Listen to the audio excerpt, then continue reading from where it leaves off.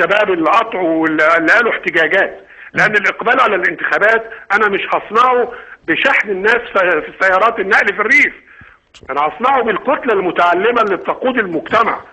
المدن الحضريه، القاهره، الجيزه، بورسعيد، الاسكندريه، لما يبقى الشباب محجم وانا عندي معلومات واديله ظهري ولا اساله ولا التفت ليه، وكل واحد ياخد مساره. حضرتك عندك معلومات في صورة ايه يا فندم بالنسبة ان الشباب محجم؟ ومدونات وتحليل مضمون المشاركات اللي على الفيسبوك. لا يا فندم، الفيسبوك يا استاذ جمال احد وسائل حرب المعلومات التي تدار ضد مصر، احد وسائل الصفحات الافتراضية او المصادر الغير قانونية او الافتراضية التي تدار ضد الشعب المصري، بان هذا هو المقياس.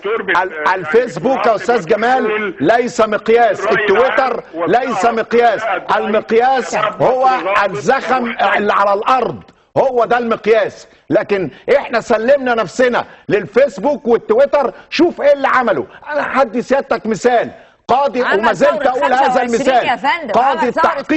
قاضي التحقيق شباب نزل بالفيسبوك، قاضي التحقيق في قضية وول ستريت، قاضي التحقيق في قضية وول ستريت استرجع كل الاكاونتس او العناوين بتاع كل من شارك في ترديد دعوة التظاهر وحاكمهم. اذا الموضوع ليس بالدرجة الاولى ان انا اخده، انا اعتبر ما يخص الامن القومي ياتي في المرتبة الاولى ولا التفت لكل هذا.